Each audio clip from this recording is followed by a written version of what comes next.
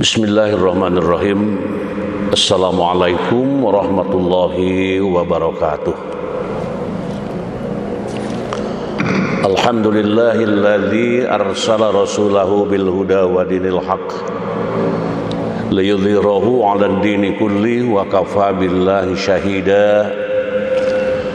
Asyhadu an la ilaha illallah wahdahu la syarikalah wa asyhadu anna Muhammadan abduhu wa rasuluh.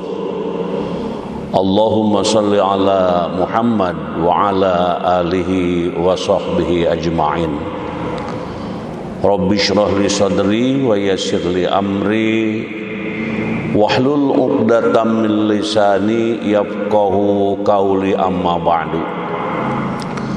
Qala Allah ta'ala fil Qur'anil Karim, wa in ta'azzana rabbukum la in syakartum la azidannakum wa la in kafartum inna azabi lasyadid. Al-ayah. Puji dan syukur kita panjatkan kehadirat ilahi Rabbi Allah subhanahu wa ta'ala. Salawat serta salam semoga Allah melimpahkannya kepada junjungan kita Nabi besar Muhammad sallallahu alaihi wasallam, kepada para keluarganya, para sahabatnya, para pengikutnya, termasuk kita yang sudah hadir di Masjid Al-Furqan di Kota Bandung atau dari berbagai daerah melalui Zoom meeting. Mudah-mudahan semuanya aktivitas kita hari ini dan selanjutnya selalu diberi kelancaran, kemudahan, kesuksesan, kebahagiaan, keselamatan, keberkahan dari Allah Subhanahu wa taala. Hadirin kaum muslimin wal muslimat rahimakumullah. Sebelum kita membahas kajian yang sudah kami siapkan, kita berdoa dahulu untuk hamba-hamba Allah yang di minggu ini ada yang dipanggil oleh Allah Subhanahu wa taala, ada yang diwafatkan oleh Allah Subhanahu wa taala. Yang pertama, doa untuk almarhum Bapak Profesor Dr. Haji Kosadi Hidayat MPD, wafat pada hari kemarin. Dan yang kedua, saudara almarhum Indra Aprilian Juntika, ini mahasiswa dari EPEB ya, dari ilmu ekonomi Islam ya, agama Islam. Ini ada juga wafat dalam kecelakaan. Nah, ini yang sampai ke meja kami informasi tentang wafatnya dua insan hamba Allah. Mudah-mudahan diampuni segala dosa perdosanya, diterima segala amal ibadahnya, dan di alam barzah ditempatkan Allah pada tempat yang penuh nikmat rahmat Allah Subhanahu wa taala, dijauhkan dari siksa kuburnya. Dan keluarga yang ditinggalkan diberikan kesabaran, kekuatan iman dan Islam, menjadi turunan yang soleh, solehah, bahkan menjadi imamnya hamba-hamba muttaqin. Allahumma ighfir lahum warhamhum wa'afihim wa'fu anhum. Allahumma ighfir lahum warhamhum wa'afihim wa'fu anhum. Allahumma ighfir lahum warhamhum wa'afihim wa'fu anhum. Amin amin ya Allah ya rabbal alamin. Kemudian doa yang kedua, doa untuk hamba-hamba Allah yang sedang sakit. Mungkin yang hadir di Zoom ini pun gitu, ada yang sedang diuji kesehatannya oleh Allah Subhanahu wa taala. Siapapun yang sedang sakit di hari ini, Allah berikan kesembuhan, Allah berikan kesehatan. Allahumma rabban nasi mudhibal ba'si isfi anta syafi la syafi'a illa anta syifaan la yugadiru saqama. Amin amin ya Allah ya rabbal alamin. Doa untuk kita masing-masing. Allahumma afini fi badani, Allahumma afini fi sam'i, Allahumma afini fi basari, la ilaha illa anta. Amin ya Allah ya rabbal alamin. Doa yang ketiga, doa untuk kelancaran. Hidup ini harus lancar, permohonannya kepada Allah supaya Allah memberikan kelancaran, memberikan kesuksesan, memberikan kebahagiaan, memberikan keselamatan, memberikan keberkahan dalam hidup yang kita tempuh dengan izin Allah, dengan ridho Allah. Doanya sudah populer. Bismillahirrahmanirrahim. Rabbi shrah li sadri wa yassir li amri wahlul 'uqdatam min lisani yafqahu qauli. Allahumma anfa'na bima 'allamtana wa 'allimna ma yanfa'una wa zidna ilma. Allahumma aftah alaina hikmataka wansur alaina min khajaini rahmatika ya arhamar rahimin walhamdulillahi rabbil alamin. Amin ya Allah ya rabbal alamin. Kemudian materi yang akan kita ungkap 45 menit ke depan, sebagaimana setelah diketahui melalui player, judulnya kajian surah At-Taubah ayat 119, mahalnya kejujuran sebagai pilar etika sosial. Ini judulnya pendek, lumayan, tapi maknanya insya Allah mendalam. Jadi mahalnya kejujuran, mahal kejujuran itu, gitu ya. Dan itu sebagai pilar etika sosial. Mudah-mudahan yang hadir, yang belum hadir, kita diberi istiqomah dalam kejujuran ini. Marilah kita lihat ayat dan kita baca pelan-pelan. Mudah-mudahan kita mendapatkan perlindungan dari Allah dengan membacanya, untuk tetap menjadi orang yang jujur, yang mendapatkan pertolongan dari Allah Subhanahu wa taala. A'udzu billahi minasy syaithanir rajim. Bismillahirrahmanirrahim. Ya ayyuhalladzina amanu taqullaha wa kunu ma'as shadiqin. Ulangi. Ya ayyuhalladzina amanu taqullaha wa kunu ma'as shadiqin. Wahai orang-orang yang beriman. Ini yang dipanggil orang yang beriman. Kalau orang yang tidak beriman mungkin tidak terpanggil. Mudah-mudahan kita semua yang dipanggil oleh Allah ini adalah orang yang beriman. Wahai orang-orang yang beriman, bertakwalah kepada Allah. Bertakwalah kepada Allah dan tetaplah bersama orang-orang yang benar. Jadi bertakwalah kepada Allah dan tetaplah bersama orang-orang yang benar. Di landasan teologis yang kita ungkap di kajian hari ini. Kemudian asbabun nuzul dari ayat yang kita baca, asbabun nuzulnya surah At-Taubah ayat 119 ini turun sepaket dengan dua ayat sebelumnya. 3 ayat, yakni ayat 117, 118 dan 119 turun berkenaan dengan taubatnya Ka'ab bin Malik, Murarah bin Rabi dan Hilal bin Umayyah. Ketiganya tidak ikut perang Tabuk. Ka'ab bin Malik sebenarnya telah mempersiapkan kendaraan perang dan perbekalan, namun ia menunda-nunda. Ketika Rasulullah SAW dan pasukan telah berangkat, ia berencana menyusul keesokan harinya.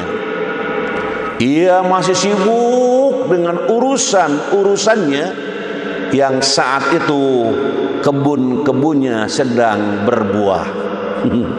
Jadi sibuk ngurus kebun, takut diambil orang gitu kira-kira ya. Hingga berlalu beberapa hari terdengar kabar Rasulullah SAW dalam perjalanan pulang dari perang Tabuk. Ka'ab sempat berpikir mencari alasan dengan berdusta. Alasan apa kira-kira? Dusta seperti apa nih? Gitu dalam pikirannya. Ka'ab sadar, kalaupun ia bisa berbohong, Allah akan mengungkap kebohongannya. Di dalam pikirannya, dalam perasaannya muncul seperti itu. Ketika Rasulullah SAW tiba di masjid, kemudian selesai salat 2 rakaat, orang-orang munafik yang tidak ikut berperang berdusta agar dimaafkan Rasulullah SAW. Rasulullah SAW pun tidak menghukum mereka. Nah, ini asbabun nuzul dari ayat yang kita baca. Selanjutnya hadirin, giliran Ka'ab, ia tidak mengemukakan alasan apapun. Ia mengakui dirinya bersalah, tidak berangkat. Rasulullah SAW mendiamkannya. Rasulullah menyatakan bahwa Ka'ab telah berkata jujur. Beliau minta Ka'ab pergi hingga Allah menurunkan keputusannya. Keputusan itu pun turun. Iqab itu sanksi atas Ka'ab, Murarah dan Hilal adalah tidak diajak komunikasi kaum muslimin selama 50 hari. Pada 10 hari terakhir, istrinya pun dilarang komunikasi. Ka'ab berasa bumi menjadi sangat sempit. Ia seakan hidup sendiri tanpa teman, tanpa saudara. Di hari ke-50 Allah menurunkan surat At-Taubah ayat 117 sampai 119 bahwa Allah menerima taubat mereka dan menyerukan untuk tetap jujur serta membersamai orang-orang yang benar dan jujur.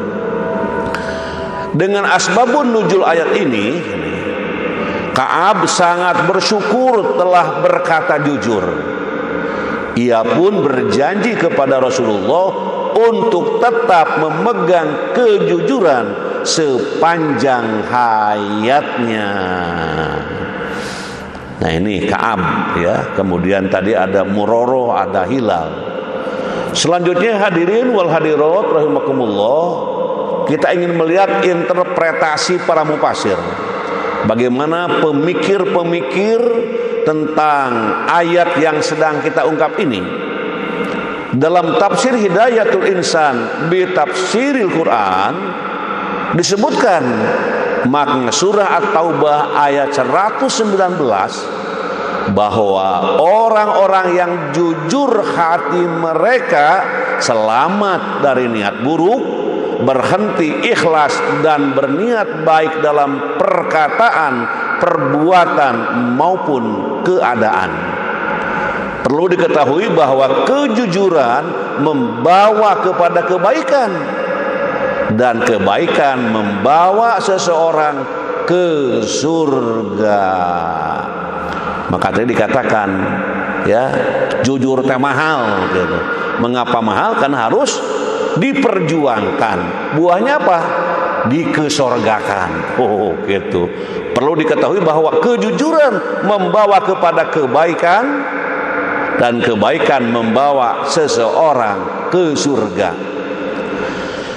Selanjutnya hadirin wa hadirat rahimakumullah, sebagaimana Rasulullah SAW bersabda, alaikum bisidqi fa inna sidqa yahdi ilal birri wa innal birra yahdi ilal jannah wa ma yazalu rajulu yasduku wa yataharra sidqa hatta yuktaba indallahi siddiqan wa iyyakum wal kadhiba fa innal kadhiba yahdi ilal fujur wa innal fujur yahdi ilan nar wa ma yazalu rajulu yakdzibu wa yataharral kadhiba hatta yuktaba indallahi kadzaban.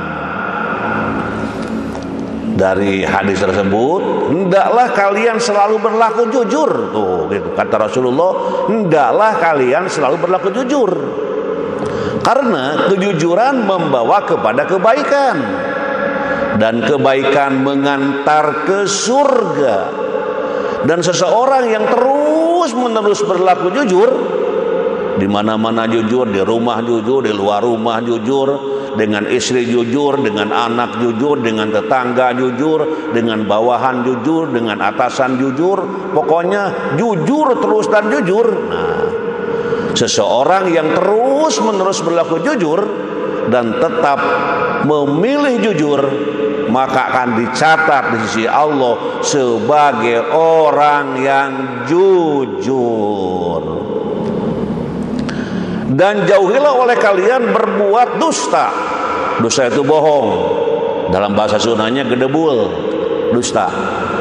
Karena dusta membawa kepada kejahatan dan kejahatan mengantar ke neraka. Dan seseorang yang terus-menerus berdusta, dengan istri bohong, dengan anak bohong, dengan mahasiswa bohong, dengan dosen bohong, dengan jamaah bohong, dengan kiai bohong, dengan siapa-siapa terus bohong. Nah ini seseorang yang terus-menerus bohong, berdusta dan memilih kedustaan, maka akan dicatat di sisi Allah sebagai pendusta, sebagai pembohong, sebagai tukang gedebul. Nah itu ya. Jadi ini hadis perlu dicamkan dan dibaca ulang supaya kita termasuk orang yang selamat dari kebohongan. Selanjutnya hadirin wa hadirat rahimakumullah, dalam tafsir Aisarut Tafasir, Syekh Abu Bakar Jabir Al-Jaujiri atau Al-Jajiri rahimahullah menafsirkan firman Allah Azza wa Jalla yang artinya, wahai orang-orang yang beriman, bertakwalah kalian kepada Allah dan hendaklah kalian bersama orang-orang yang jujur. Beliau mengatakan, bertakwalah kalian dengan mengikuti perintah-perintahnya dan menjauhi larangan-larangannya, dan jadilah kalian orang-orang yang jujur dalam niat, perkataan dan perbuatan. Dengan demikian kalian akan bersama orang-orang yang jujur di akhirat, bersama Nabi Muhammad sallallahu alaihi wasallam, Abu Bakar radhiyallahu an, Umar radhiyallahu an, dan bersama seluruh para nabi, orang-orang yang siddiq, orang-orang yang syahid, dan orang-orang yang salih. Halo semuanya, mudah-mudahan kita tergolong dan dikumpulkan bersama orang-orang yang diungkapkan di atas tadi. Selanjutnya hadirin wa hadirat rahimakumullah, tafsir surah At-Taubah ayat 119 ini disarikan dari tafsir Ibnu Katsir, tafsir Bizilalil Quran, tafsir Al-Azhar, dan tafsir Al-Munir. Ada 3 poin penting dalam ayat ini, yaitu atau yakni perintah bertakwa, berlaku jujur, berjamaah bersama orang-orang yang jujur. Jadi perintah takwa, berlaku jujur bersama-sama orang yang jujur. Kalau ada orang yang sudah diketahui tidak jujur, kalau bisa kita menghindar dari orang itu supaya tidak ketularan ketidakjujuran. Selanjutnya hadirin wal hadirat rahimakumullah, dalam tafsir Al-Qurtubi dikatakan bahwa berkata benar adalah ciri utama orang yang beriman. Awas, ingat kata Al-Qurtubi bahwa berkata benar adalah ciri utama orang yang beriman, dan berbicara dengan kejujuran adalah ciri untuk menjaga hubungan yang baik dengan Allah dan sesama manusia. Tidak hanya berlaku dalam berbicara, kejujuran juga harus tercermin dalam setiap aspek kehidupan seperti transaksi ekonomi, hubungan sosial, dan tindakan sehari-hari. Dengan demikian surah At-Taubah ayat 119 menekankan pentingnya kejujuran sebagai pilar utama dalam etika sosial. Para mufasir sepakat bahwa kejujuran bukan hanya berkaitan dengan perkataan yang benar, tetapi juga dengan integritas pribadi, kepemimpinan yang adil, dan hubungan sosial yang sehat. Kejujuran adalah cerminan iman dan takwa yang harus tegakkan dalam setiap aspek kehidupan untuk menciptakan masyarakat yang harmonis, adil, dan penuh kepercayaan. Dan ini perlu diulang lagi ya, kalimat-kalimat yang barusan di atas itu cukup mendasar.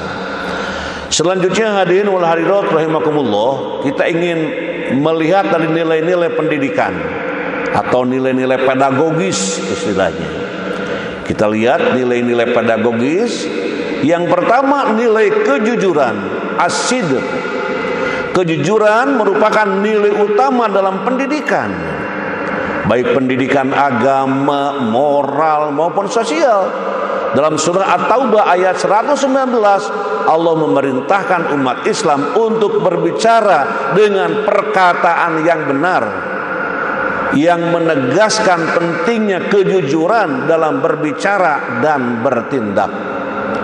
Pendidikan terkait kejujuran mendorong peserta didik untuk berbicara dan bertindak dengan benar tanpa mengada-ada atau berbohong. Mengajarkan bahwa kejujuran adalah pondasi dari integritas pribadi dan sosial yang harus diterapkan dalam setiap aspek kehidupan, membangun karakter peserta didik agar menjadi individu yang dapat dipercaya oleh orang lain.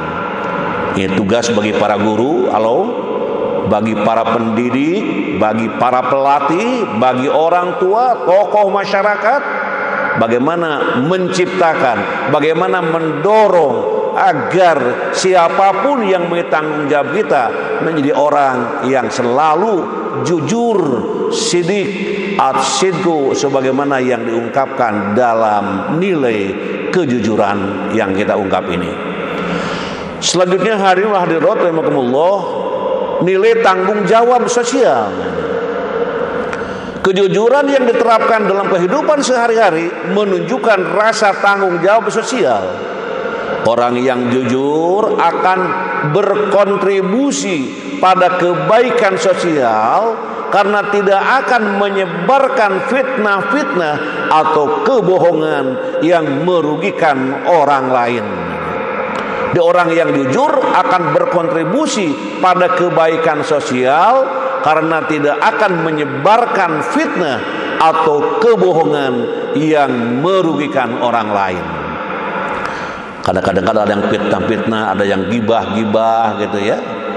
Pendidikan terkait tanggung jawab sosial mengajarkan peserta didik untuk memiliki rasa tanggung jawab terhadap diri sendiri, keluarga, teman, dan masyarakat. Mendidik peserta didik untuk memahami dampak dari perkataan dan perbuatan mereka terhadap orang lain dan masyarakat. Menumbuhkan kesadaran bahwa setiap tindakan harus mengarah pada kebaikan dan kedamaian dalam masyarakat. Di guru boleh sebelum mengajar itu ngobrol-ngobrol dengan siswa tentang kejujuran. Tadi nak, misalnya bangun jam berapa? Udah makan pagi belum? Nah gitu ya. Apa yang terjadi hari ini dari rumah berangkat ke sekolah? Ini sedang berdialog dengan siswa dan sedang menyelusuri kejujuran siswa. Bila ada hal yang kurang jujur, maka peluang untuk mengingatkan lebih besar disampaikan oleh pendidik tersebut. Sekali-kali dialog, diskusi gitu ya. Apapun yang mengarah kepada tanggung jawab sosial. Selanjutnya hadirin wal hadirat rahimakumullah, nilai ketakwaan. Dalam ayat ini kejujuran dikaitkan dengan takwa kepada Allah. Ketakwaan merupakan kualitas orang yang selalu menjaga dirinya dari dosa dan berusaha untuk hidup sesuai dengan perintah Allah. Pendidikan terakhir ketakwaan atau terkait ketakwaan, bukan terakhir, pendidikan terkait ketakwaan mengajarkan siswa untuk memahami bahwa setiap perbuatan dan perkataan yang dilakukan adalah tanggung jawab di hadapan Allah. Menumbuhkan sikap untuk selalu berkata dan bertindak dengan penuh kesadaran bahwa Allah selalu mengawasi, membekali siswa dengan pengetahuan agama yang mengarah pada pembentukan akhlak yang baik dan ketakwaan. Nah, ini yang ketiga. Kemudian selanjutnya kita lihat yang keempat, nilai keadilan. Kejujuran adalah bagian dari keadilan, karena hanya dengan berbicara dan bertindak dengan benar, keadilan dapat tercipta dalam masyarakat. Kebohongan, ketidakjujuran bisa menyebabkan ketidakadilan dan perpecahan. Misalnya di dunia rumah tangga sudah tidak jujur, istri tidak jujur, suami tidak jujur, anak sama-sama tidak jujur. Nah, gitu ya. Nah, maka di situ rumah tangga akan terjadi rumah tangga awet rajet. Cek bahasa namanya keluarga yang tidak tumbuh dengan saling menghargai dan menghormati, tapi timbul perpecahan. Naudzubillahi min dzalik. Mengajarkan peserta didik untuk berperilaku adil dan objektif, tidak memihak, dan selalu mengedepankan kebenaran dalam setiap masalah. Mendidik peserta didik untuk menyuarakan kebenaran meskipun itu sulit atau tidak menguntungkan, karena keadilan harus ditegakkan. Membentuk peserta didik agar memiliki sikap adil dalam memperlakukan semua orang tanpa membeda-bedakan. Gitu. Selanjutnya hadirin hadirat rahimakumullah, nilai keadilan sosial. Kejujuran dalam berbicara dan bertindak dapat mencegah konflik dan perpecahan dalam masyarakat. Masyarakat yang jujur akan lebih mudah mencapai kedamaian dan saling percaya. Pendidikan terakhir atau terkait kedamaian sosial ini mengajarkan pentingnya berbicara dengan niat untuk menjaga persatuan dan menghindari pertikaian. Kalau di kelas ada terjadi pertikaian, terjadi kekacauan, ini dicari ini dari mana ini asalnya, kenapa ini terjadi begini. Maka bisa terjadi itu dari ketidakjujuran atau terjadinya kebohongan. Mendidik peserta didik untuk menghargai perbedaan dan mengedepankan solusi yang berdasar pada kebenaran dan kedamaian. menumbuhkan empati pada peserta didik agar mereka dapat melihat dampak dari kebohongan dan ketidakjujuran terhadap hubungan sosial. Nah, jadi efek akibat dari ketidakjujuran, jadi guru itu berperan untuk menegakkan keadilan, kedamaian, dan juga keharmonisan dalam hidup. Selanjutnya, hadirin wa hadirat rahimakumullah, kita ingin melihat landasan teoretisnya kayak apa ini. Dalam bahasa Arab, kata jujur semakna dengan asidku atau asidik, yang artinya benar, nyata, atau berkata benar. Lawan kata ini adalah dusta, atau dalam bahasa Arab disebut al-kidhbu.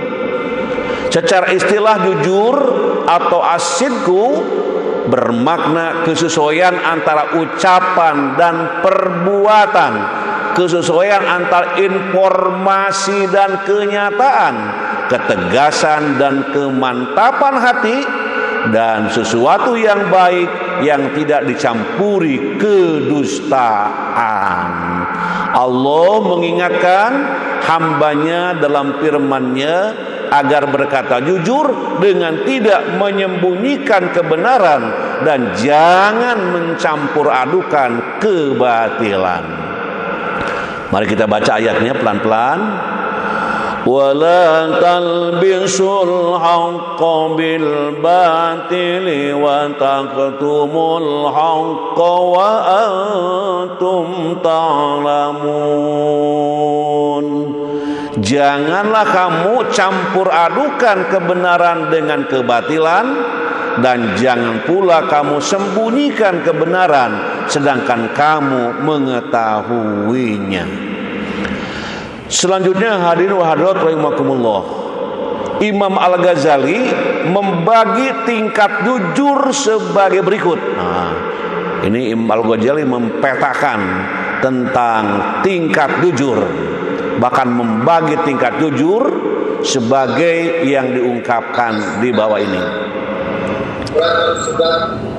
Jujur dalam lisan, ucapan, menyangkut dalam menyampaikan informasi apakah benar atau hoax. Nah, kan sekarang banyak kadangkala ya berseliweran itu di medsos tentang informasi hoax. Nah, kalau ada informasi hoax, jangan terbawa, jangan tergerus, jangan ikut-ikutan. Nah, jujur dalam niat mengenai keikhlasan di hati, misal ketika beribadah seseorang hendak mengharap ridha Allah atau mengikuti ria karena nafsunya, itu jujur dalam hal niat.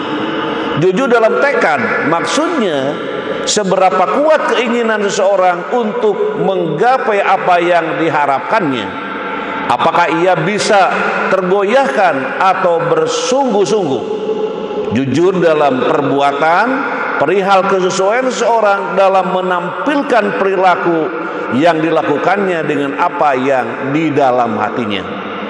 Jujur dalam menerapkan makomat dalam agama seperti khauf, takut kepada Allah, dan roja, berharap hanya kepada Allah. Dikatakan bahwa tingkatan jujur inilah yang paling tinggi dan biasa dilakukan oleh para ahli tasawuf.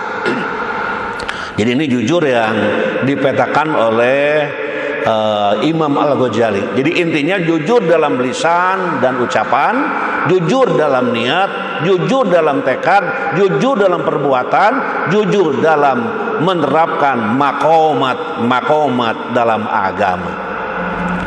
Selanjutnya, hadirin wa hadirat rahimakumullah, orang yang selalu jujur akan mendapatkan ketenangan dalam hatinya. Dia akan merasa nyaman dengan kejujuran yang telah dia lakukan. Berbeda halnya dengan orang yang suka ngabohong, suka gedebul, ya, hidup mereka tidak akan tenang dan penuh dengan kebimbangan dan kebimbangan. Da'ma yuribuka ila ma la yuribuka fa inna sidqa tuma'ninatun wa innal kadhiba ribatun. Tinggalkanlah apa-apa yang meragukan dengan mengerjakan apa-apa yang tidak meragukanmu. Sesungguhnya kejujuran adalah ketenangan, dan sesungguhnya kedustaan akan mengantarkan kepada keraguan-raguan atau kebingungan. Nah itu tegas. Jadi hal-hal yang diungkapkan tadi. Selanjutnya hadirin wal hadirat rahimakumullah, nilai kejujuran harus kita tanamkan sejak dini pada anak-anak. Karena hal ini akan membawa pengaruh hingga usianya dewasa. Dan pendidikan yang pertama dan utama, jangan lupa pendidikan di keluarga. Jadi membina, membimbing, menuntun kejujuran sejak anak ia mulai belajar bicara di rumah, ya, bahkan apa yang dikatakan hendaklah jujur. Misalnya anak minta uang kepada bapaknya, "Bang, minta uang mau jajan." Si bapak ngomong, "Gak ada duit hari ini, gak punya uang bapak." "Oh gitu pak?" Kata anaknya. "Iya." Si anak nangis. Sudah nangis, nah ini sambil berguling-guling gitu ya. Si bapaknya akhirnya datang lagi ke anak itu. Hentikan nangismu, ini uang nih." Diberita uang si anak. Si anak itu dalam pikirannya ngomong itu, "Ini bapak kayak apa? Dusta begini." Oh gitu. Kalau memang anak itu tahu bapaknya dusta, ya.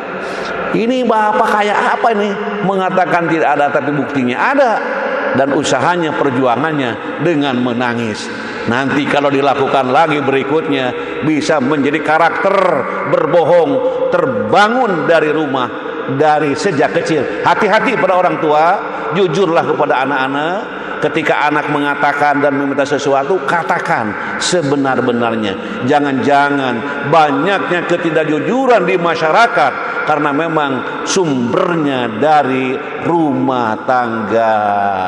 Naudzubillah, summa naudzubillah min dzalik. Para orang tua, mari bermuhasabah, mari melihat ke belakang. Jangan-jangan. Jujur itu mahal sekali harganya. Karena kalau satu kali saja kita berbohong, maka hilanglah kepercayaan seseorang kepada orang yang berdusta. Harga sebuah kejujuran bukanlah dalam bentuk materi, namun martabat diri. Kejujuran adalah mahkota kemuliaan bagi orang yang beriman. Subhanallah.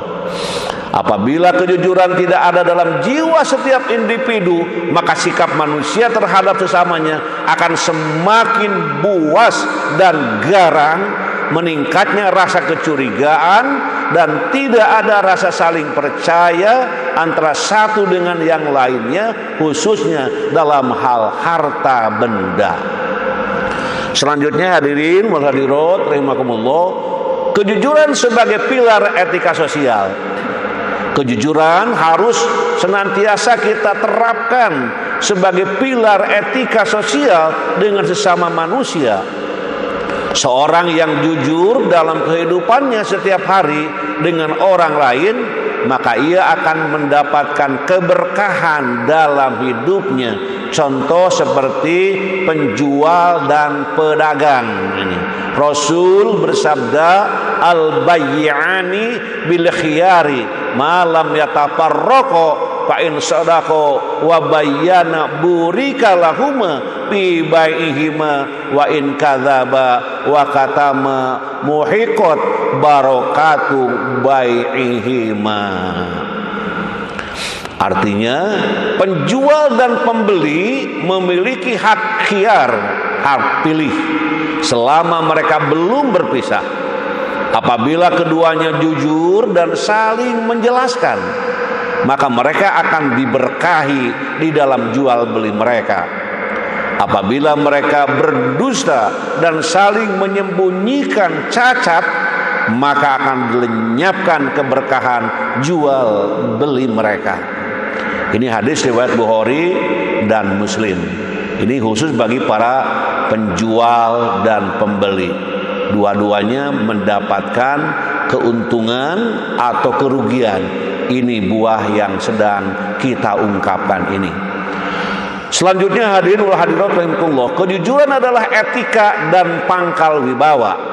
Tanpa kejujuran maka agama tidak lengkap, akhlak tidak sempurna, dan wibawa akan sirna. Di akhir zaman ini begitu sulitnya memegang kejujuran, namun bukan berarti tak bisa kita miliki. Dengan niat baik dan usaha yang sungguh-sungguh, semoga Allah menganugerahkan sikap jujur menjadi kepribadian kita. Kejujuran akan membuat seseorang mendapatkan cinta kasih dan keridhaan Allah Subhanahu wa taala, sedangkan kebohongan adalah kejahatan yang tiada tara, yang merupakan faktor terkuat yang dapat mendorong seseorang berbuat kemunkaran dan menjerumuskan ke jurang api neraka. Dusta adalah perbuatan terlarang dan haram, bahkan bisa menjauhkan keimanan. Nauzubillahi min dzalik. Mudah-mudahan Allah dan kita dan keluarga oleh Allah diberikan perlindungan untuk tetap terjaga dari godaan-godaan.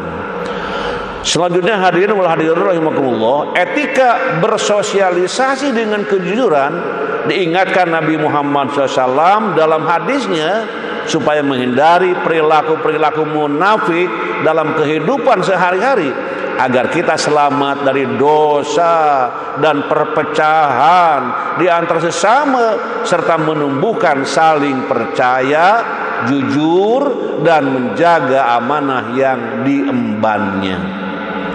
Ayatul munafiki salasun, idza haddasa kadzaba, wa idza wa'ada akhlafa, wa idza tumina khana. Rawahul Bukhari wa Muslim. Tanda-tanda orang munafik ada 3. Apabila bicara ia bohong, apabila berjanji ia mengingkari, dan apabila diberi amanat ia berkhianat.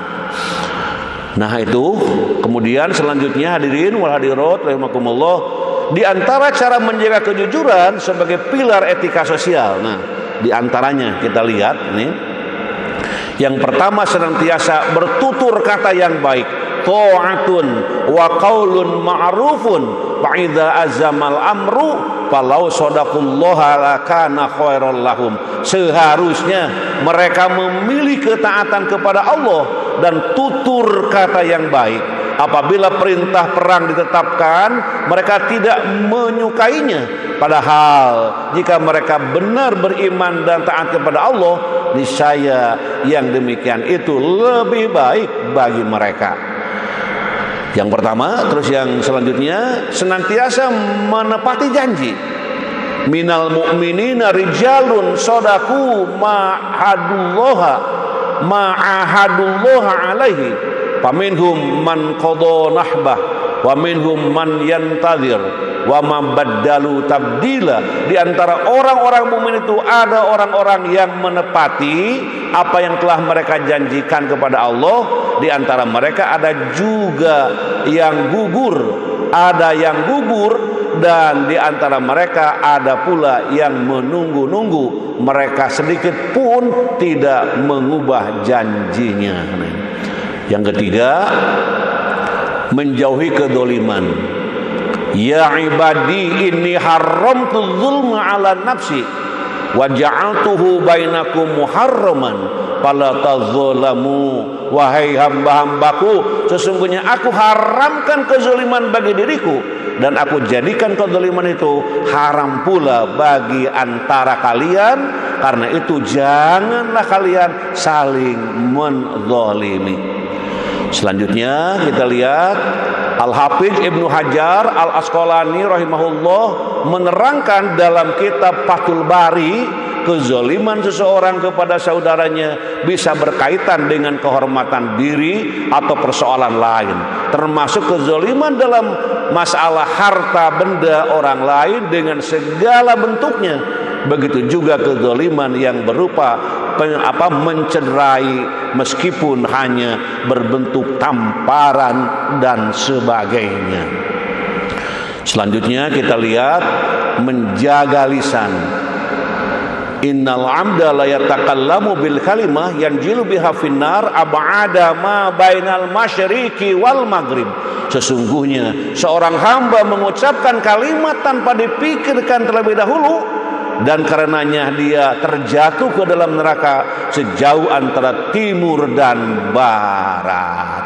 Jadi kalau ngomong dipertimbangkan sebelum diucapkan, jangan asal tanpa dipikirkan. Ini bukti dari hadis yang diungkapkan.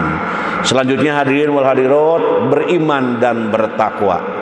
Wahai orang-orang yang beriman, bertakwalah kamu kepada Allah dan ucapkanlah perkataan yang benar. Niscaya Dia Allah akan memperbaiki amal-amalmu dan mengampuni dosa-dosamu. Siapa yang menaati Allah dan Rasulnya, sungguh dia menang dengan kemenangan yang besar.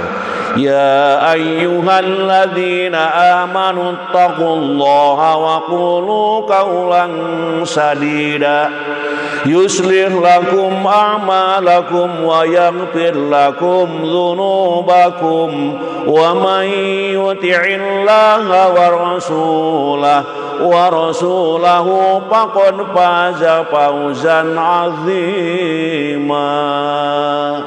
Selanjutnya hadirin wal hadirat rahimakumullah, sampai kepada kisah teladan. Kita simak, kita baca bareng.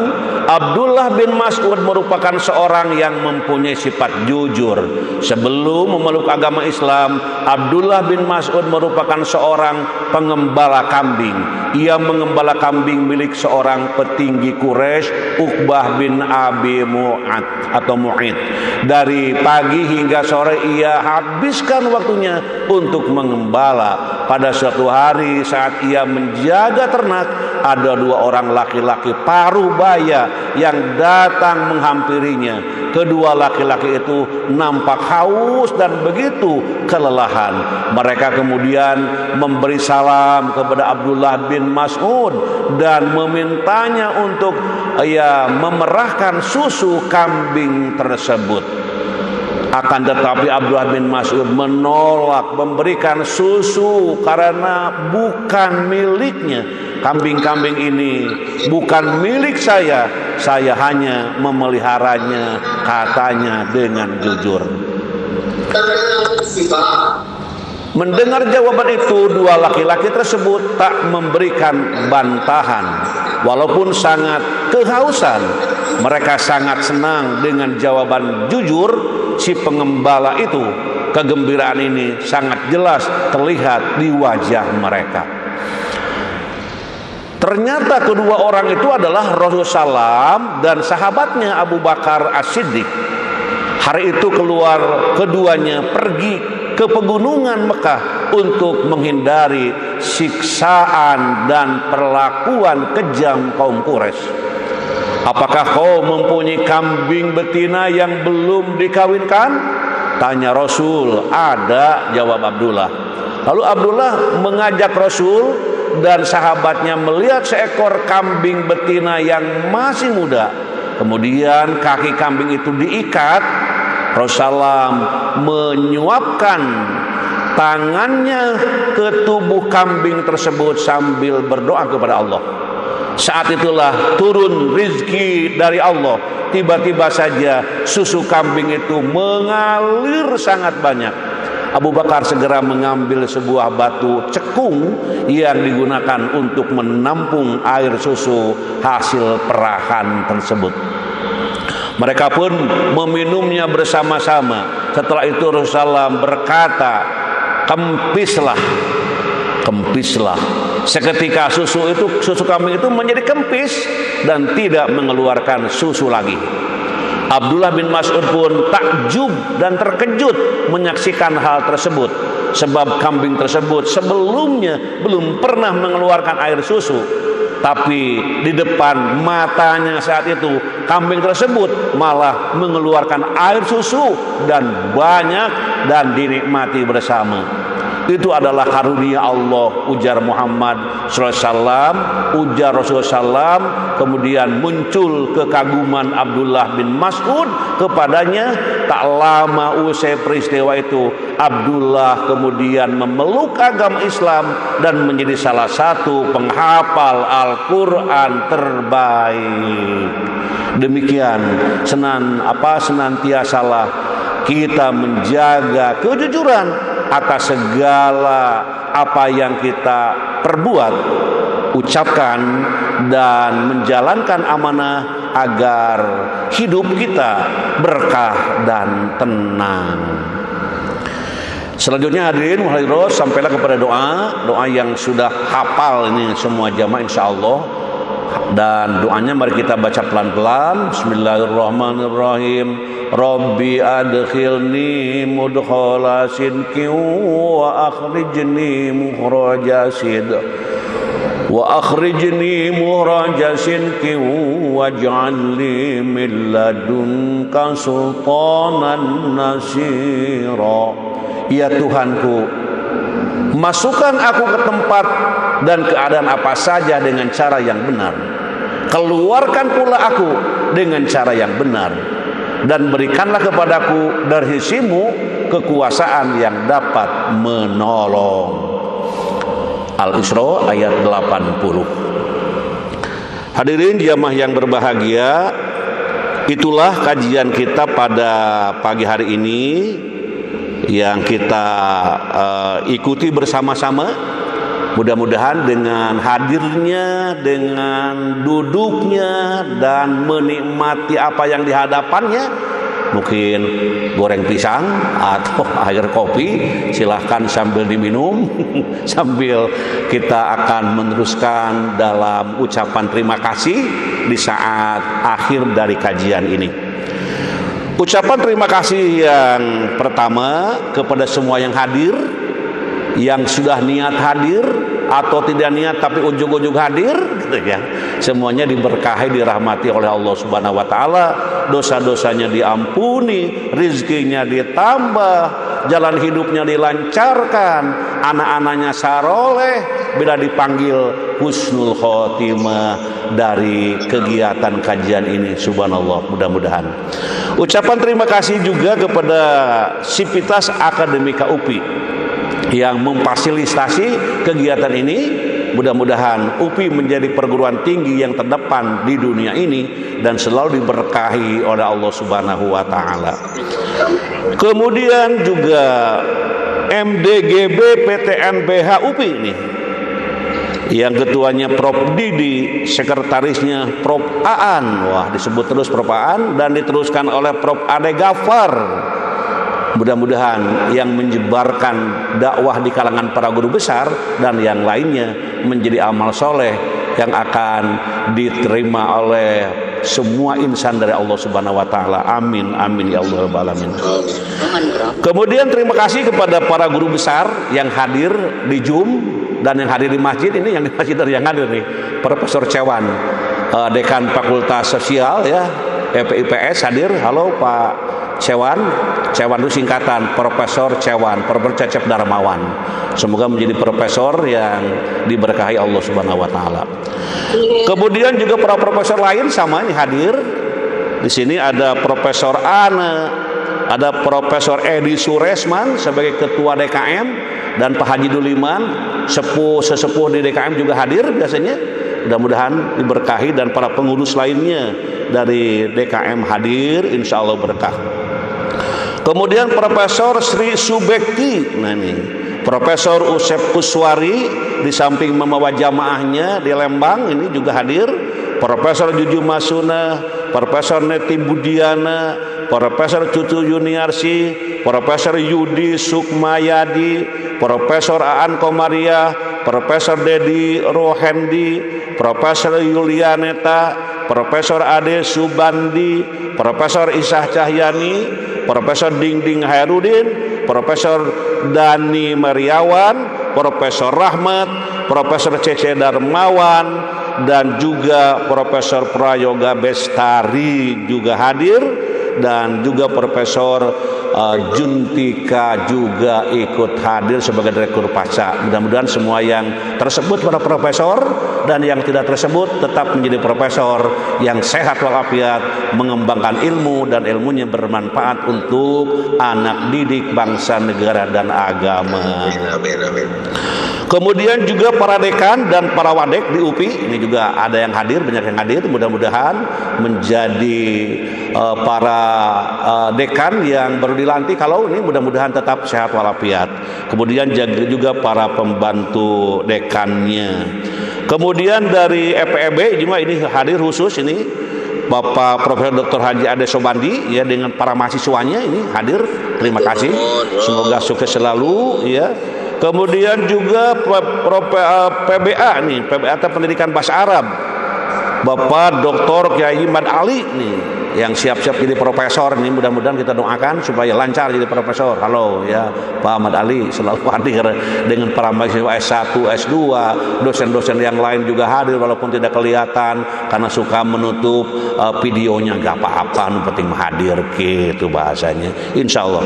Kemudian juga dari DKM Baitul Amanah Lembang yang dimotori oleh Profesor Usep Keswari juga hadir, terima kasih. Kemudian calon profesor Babang Robandi, nah ini dari prodi pedagogik Pak Dr. Babang, mudah-mudahan sehat selalu dalam kajian, selalu hadir. Kemudian juga hadir di sini penasehat Al-Furqon UPI. Di samping tadi Prof. Juntika dan profesor yang lain juga hadir dari reng-rengan Al-Furqon UPI. Ketua ITC UPI Dr. Mulyan Abdullah. Nah, mana kemarin sedang sakit, sekarang sudah mulai sembuh. Semoga terus sembuh Pak Kepala ITC ya. Mudah-mudahan kalau biasanya kumpul di Al-Furqon nih. Karena sakit di rumah macam di kamar ya, tenang di kamar guys. Pokoknya sehat walafiat insyaallah.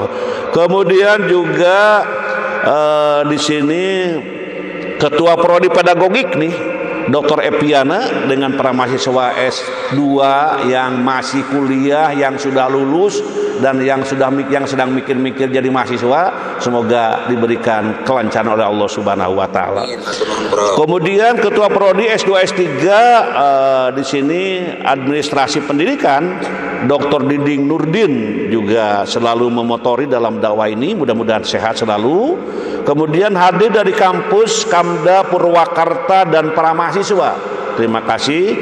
Kampus Daerah Koordinasi PAI dan mahasiswa kampus juga hadir dari daerah lainnya. Mahasiswa PAI, SPAI, IPAI juga hadir yang dimotori oleh dosennya Dr. Mulyan Abdullah ya. Kemudian wakil pimpinan, nah di sini wakil pemimpin dan juga rektor ini. Wakil pemimpin Pondok Pesantren Riyadul Ulum wad Da'wah Condong ya, sekaligus Rektor Institut Teknologi dan Bisnis Riyadul Ulum wad Da'wah ya, Al Mukarrom Dr. Kiai Haji Mahmud Farid MPD. Nah, ini hadir selalu dengan para santrinya. Mudah-mudahan pesantren Condong dan juga perguruan tingginya terus berkembang, diberkahi Allah Subhanahu wa taala. Selanjutnya Pak Ustadz Insinyur Riyadi Budiman, dosen Fakultas Untan dan Kepala Pusat Pendidikan Pancasila Untan, Universitas Tanjung Pura, di mana itu? Di Kalimantan Barat. Semoga dengan anak didiknya tetap menjadi anak didik yang jujur dan sukses. Terima kasih Ustadz Riyadi dari Kalimantan Barat. Kemudian Ibu Dr. Pipit Petriani. Nah, ini adalah pembantu dekan di Fakultas Kedokteran. Halo Bu Dekan, selalu hadir.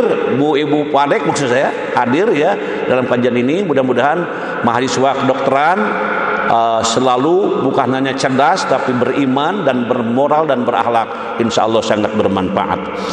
Terus selanjutnya juga saya ingin menyapa lagi nih ilmu hukum ya, dan PPS ini juga selalu hadir nih dekannya yang baru dan masih muda. Halo profesor termuda ini ya, halo Pak Cecep Darmawan ini. Kemudian Profesor Dr. Hadi Supari Muslim, Dr. Andes MPD, Rektor Budi Sastra University Florida USA, Presiden KPTCN. Terima kasih, saya lihat ini Pak Dr. Profesor Supari Muslim. Terima kasih hadir selalu. Kemudian Ketua Basnas Kabupaten Bandung Kiai Yusuf Ali Tantowi ini yang berkontribusi dalam kajian ini. Terima kasih. Sivitas Akademika Uninus, Wadir SPS Uninus, Profesor Dr. Nana Herdiana, juga hadir beliau. Ketua Prodi Manajemen Dr. Hajah Deti, juga para dosen Dr. Haji Hendi, kemudian Dr. Marwan dari Garut ini mantan polisi jadi dosen, luar biasa. Mudah-mudahan tetap sehat walafiat, sama-sama hadir insya Allah. Kemudian juga para alumni-nya ini Pak Dr. Uyun, suaranya kedengaran barusan ya. Halo, mudah-mudahan tetap menjadi pembantu direktur yang dibanggakan Allah Subhanahu wa taala. Terus juga para alumni, para mahasiswa S2, S3 dari Uninus tetap hadir, termasuk di sini Bapak Dr. Haji Teddy, dia Asda Kabupaten Tasik. Halo, Asda Kota Tasik. Ya, Pak Asda selalu sibuk tapi ngaji mah cenah terus tong eureun supaya berkah insyaallah. Kemudian Ibu Dr. Cucu juga hadir, kawan-kawan, dan juga Ibu Dr. Hajah Alia Baidowi, Koordinator Muhammadiyah ASEAN. Nah, ini selalu hadir dalam kajian ini. Sama-sama semoga selalu sehat. Kemudian Dr. Neneng Maryamah, Ketua Ikatan Bidan Purwakarta beserta anggota Bidan Purwakarta. Pokoknya bidan-bidan sambil mengurusi orang yang sedang akan melahirkan ngaji, Masya Allah. Semoga lancar melayani masyarakatnya insya Allah. Terus guru-guru SMK Negeri 2 Sumedang dan Kepala Sekolah SMK Negeri 2 Sumedang selalu hadir. Mudah-mudahan menjadi kepala sekolah dan guru-guru yang dibanggakan Allah Subhanahu wa taala. Jamaah dari Indramayu, nah ini. Dan sesepuhnya Dr. Haji Caridin. Beliau sebagai Kepala Dinas Pendidikan Kebudayaan Indramayu hadir. Halo Pak Dr. Haji Caridin, SPD MSI. Semoga menjadi kepala dinas pendidikan yang dimuliakan Allah Subhanahu wa taala. Terus juga ke Kabid SMP Ibu Eti Herawati Emilia Kusnandar dan para kepala sekolah hadir, dihimbau oleh beliau. Terima kasih. Sivitas Akademika UBK, Ketua Yayasan Adiguna Kencana Haji Mulyana SHMPD MHKes. Halo Pak Haji, selalu sehat dan berkah. Kemudian Rektor UBK, Dr. Apoteker Entris Sutrisno MHKes. Halo Pak Rektor hadir? Iya, sama-sama semoga menjadi rektor yang sehat dan berkah dalam membawa perguruan tinggi tersebut. Kemudian juga Kepala Cabang PSDKU Serang hadir, Hajah Tri M Kep, dosen PSDKU Subang Siti Rahmat SST M Kep, dosen Prodi D3 Keperawatan Adetika S Kep Neres M Kep, bendahara STI Kep PPNI Jabar Haja Imah Cucu SPD MM, koordinator keluarga besar almarhumah Haja Horiah Haja Imah Saripah SPD MPD. Semoga sehat selalu dan berkah. Kepala SMK BK Sukaraja Tasikmalaya Dede Nurhayati SPD MPD, Ketua Akreditasi Prodi D3 Keperawatan Asep Aib Indrana SPD Eskep Neres MPD MKep, dan juga keluarga besar Urbaha. Ini ada yang baru, Urbaha ya, mungkin singkatan ini. Selanjutnya Bapak Dr. Kiai Haji Unang Sudarma dari Bajnas Sukabumi. Halo, saya lihat hadir tadi Pak Kiai Unang, mudah-mudahan sehat selalu. Sama-sama. Kemudian Bu Etih SMP Negeri 11 Tasikmalaya juga hadir. Pak Dr. Abu Khoer bersama keluarga besar Balai Guru penggerak dari Provinsi Jawa Barat, Jawa Timur, NTB dan Kalimantan Barat. beliau mengajak kawan-kawan untuk ikut ngaji bersama-sama. Pak Abu, halo, mudah-mudahan sehat selalu. Kemudian Bapak Andi Jamal Mapere, Provinsi Sulawesi Selatan juga hadir. Ibu Popi Dewi Puspitawati, Direktorat SMP Kementerian Pendidikan Dasar dan Menengah. Ibu Popi sami-sami selalu sehat dan berkah. Bapak Herman Syah, Bapak Wiwin Sutisna, Ibu Kokom Komaria, Balai Besar Guru Penggerak Jawa Barat juga hadir. Bapak Cucu Sudrajat, Balai Besar Pengembangan Penjaminan Mutu Pendidikan Vokasi Bidang Mesin dan Teknologi Industri. Bapak Wasimin, Balai Besar Guru Penggerak Provinsi Kalimantan Barat. Halo Pak Wasimin, selalu hadir. Assalamualaikum warahmatullahi wabarakatuh. Ibu Rita Nurunisa, Ibu Presi Apriliani, Ibu Hamurti, Ibu Linis, Ibu Resi Rizki Ikatan Narasumber Instruktur Nasional Taman Kanak-Kanak juga hadir. Terima kasih. Ibu Alpa Nurhasana, SMA Negeri 1 Pakem Sleman Yogyakarta. Bapak Jasman Indratno, Institut Teknologi dan Bisnis Semarang.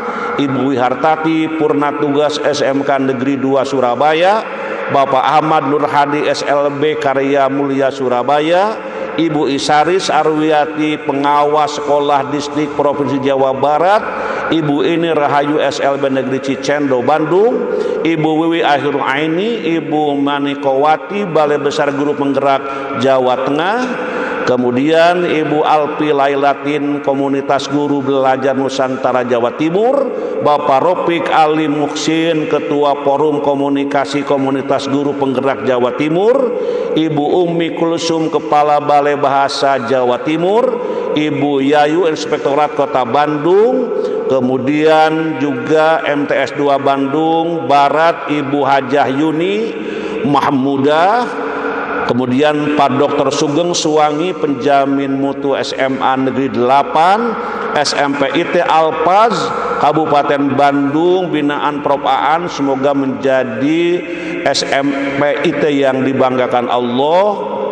Kemudian Sai Sekul juga hadir, para siswa, para santri, halo, dengan ustadz-ustadznya. Mudah-mudahan Anda menjadi calon pimpinan masa depan yang dibanggakan Allah Subhanahu wa taala.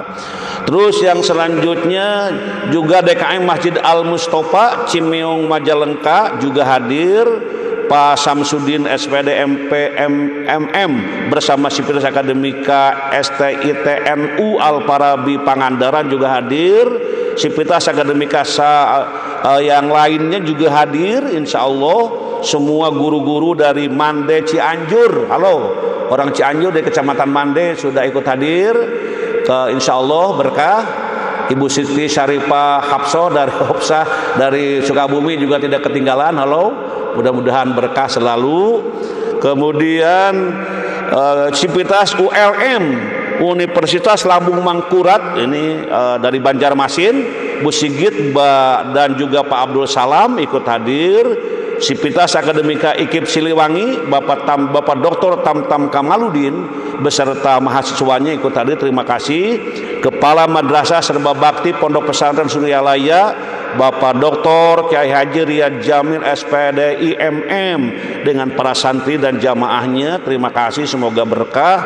Sivitas Akademika Universitas Jambi, nah dari Jambi Ustadz Anwar hadir dengan para mahasiswanya, insya Allah berkah. Keluarga besar KBSA YBSA dan keluarga besar SMP Terpadu Az-Zahra Cianjur Selatan Campaka, nah hadir pimpinannya Ibu Hajah Sobaria, juga keluarga besar Abah Ukik dan Ibu Iyah juga hadir. Keluarga Bapak Yoyo Surya Kusuma juga hadir. Keluarga Bapak Apon Santoso dari Garut juga hadir, terima kasih. Kemudian GOW KBB Bu Deti dan Bu Lia, Pak Sukamto pengawas distrik Depok, DKM dan Jamaah Masjid Al-Falak Geger Kalong Bandung juga hadir. Terima kasih. Bapak Asdur pengurus PGRI Bandung, Majelis Taklim Asyukur Perum SBG Parakan Muncang RW 14 Desa Cihanjuang Kecamatan Cimanggung Kabupaten Sumedang, Bunda Sofi juga hadir, terima kasih. Ibu Hajah Siti Horiah Auria Kadisdik Depok tidak pernah ketinggalan walaupun sibuk tetap hadir, mudah-mudahan tetap sehat walafiat.